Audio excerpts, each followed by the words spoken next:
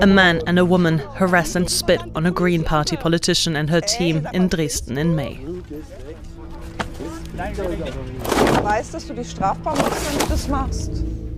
An arson attack a few weeks earlier on a politician in East Germany.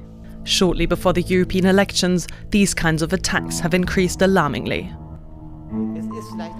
These three want to counter things and strengthen Germany's democracy. Benjamin Biel set up a traveling pub to give people a place to talk. Isabel Charavella goes into schools to focus on young people. And Kristina Krömer has political discussions with people on a tram.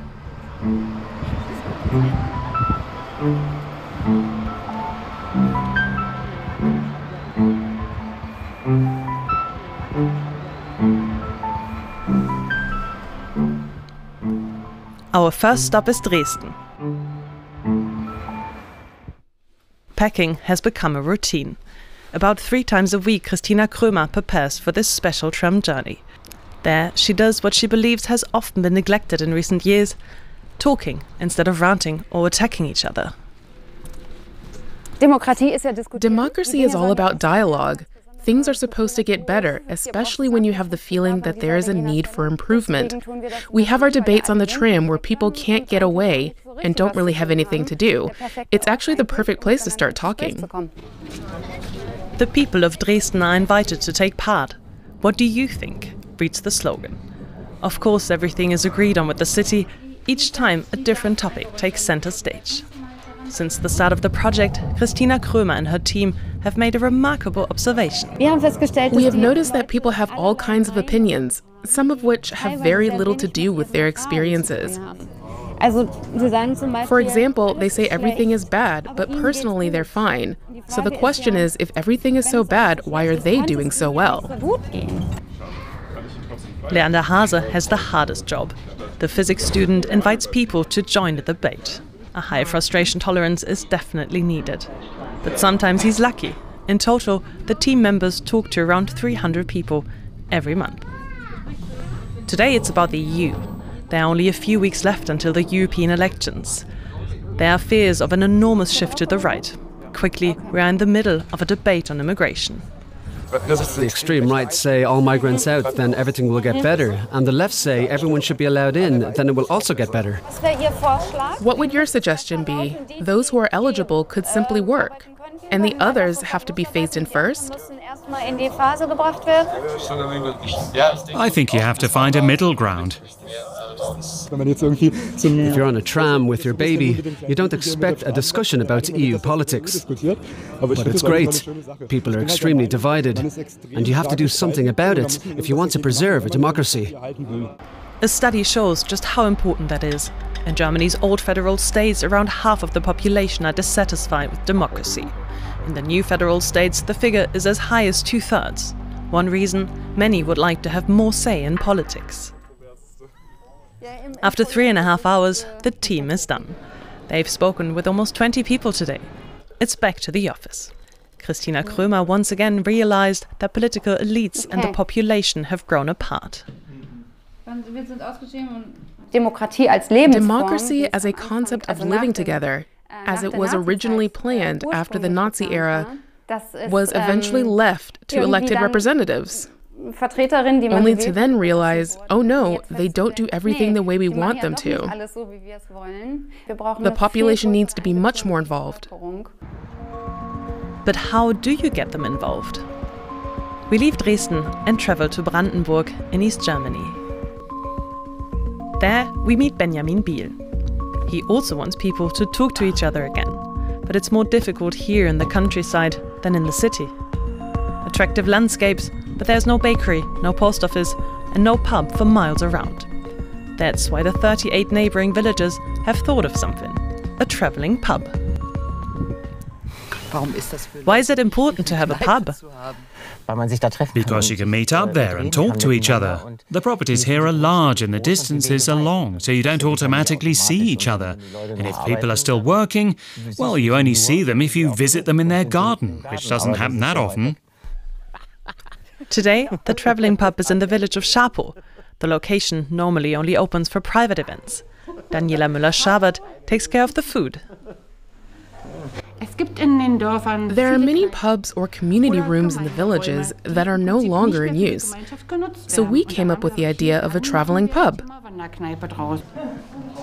Almost 40 people have turned up. Many of them grew up in the former GDR, in East Germany. A socialist unity party ruled there for decades. As an individual, you had no political voice. For me, that's a GDR burden. It has to be learnt again that you can make a difference. That is new for many people. It's always important to be talking, right? For good cooperation, and also to realize that you can influence something. Being able to influence something is one thing. Arguing peacefully with each other is another. For example, in the village pub over a beer. You learn to respect other opinions and to compromise. These public places, like pubs, were places of negotiation, of social negotiation, where information was exchanged and social standards were formed that we no longer have. In the last federal election 3 years ago, 1 in 4 people here voted for the AfD, a party which is in parts considered extremely right-wing. Many are worried that there will be a lot more votes for them in this year's European and local elections. When I saw the candidates for the local elections, I was surprised that the AfD is the party with the most candidates. That's also an issue in our village. I was glad we decided to run for the local council because otherwise only the AfD would have been on the list. In a complicated world, simplifiers from the far right are attractive. According to a study, around half of the population distrusts the German parliament. It's even worse concerning the media landscape. 2/3 have little or no trust in it. Ahead of the European elections, 2/3 have also lost faith in the European Commission. Citizens are becoming increasingly alienated from democratic institutions. This is why AfD conspiracy narratives go down well with many people here in Brandenburg. We don't want to let this thing run. We have to warn people. Because strictly speaking, this party has nothing to offer people, even if they don't realize that yet.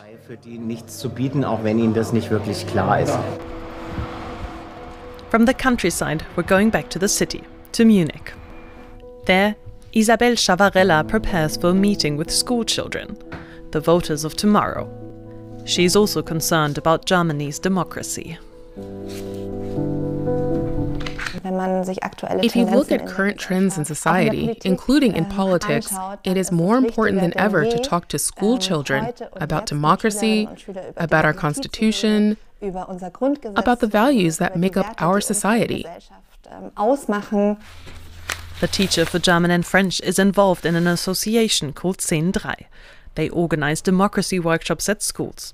Everything revolves around the mother of Germany's democracy, the basic law, its constitution. Hallo. Seid ihr die neue? Are you in class 9A? Then you can come in slowly. Bräuchte. Ah ja, super. Genau. Und herzlich willkommen. Welcome to our democracy workshop. I'm really looking forward to your ideas.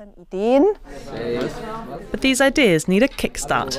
The students collect first associations with the German constitution. Okay, was sind die wichtigsten? What are the most important ones? Wichtigsten 3. Ja, halt hier dann. The same rules for everyone. Most important, code of law. Fundamental rights. Top 3, what are you doing? Top 3. Oh. There are 4 now.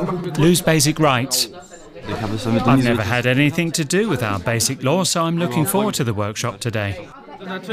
Well, of course, you often hear about it, but I don't really know much about it. Actually, almost nothing at all. The students grow up in a democratic form of government and are sometimes no longer aware of what a privileged democracy actually is, what opportunities it offers, but also protection and security. That is set to change today, when abstract rules turn into concrete examples. The pupils create their own personal version of the Constitution and then write it down in their own words. Right now, they're talking about freedom of expression. I'm allowed to express and defend any opinion, both privately and publicly, even if I'm criticized by others, without being punished for it. I definitely think this law is very important because as soon as freedom of expression is restricted and you can no longer say what you really want to say, then it's no longer a democracy. And a few open questions about the Basic Law are also clarified. Does the Basic Law also apply to apps like Instagram? Of course it does. But then it's limited by the terms of use. Exactly, that's why they don't apply to the app. Fortunately, the Basic Law and fundamental rights apply everywhere, except maybe sometimes at home. Usually in the morning, for example, when I don't want to put on a jacket because I'm just not cold outside, I don't want to listen to my mum's opinion, but I don't really have a choice. So, do you put the jacket on? With protest. And what about social media? What is allowed and what isn't? Important for young people who spend a lot of time there. It's about the fundamental right to one's own image. And I wrote down, I ask before I upload someone's photo. I think that's very important, because nowadays everyone has a mobile phone that can take a photo of someone and that can easily end up on the internet. And that's why you should always ask before you upload something. Thank you for your sentences, for your basic rights in your own words. Since the organization was founded, over 700 pupils have looked into Germany's Basic Law in depth. Many schools obtain the material online themselves. Isabel Scharavella is satisfied with the day. The workshop went really great today. The pupils participated incredibly well and immediately shared their thoughts.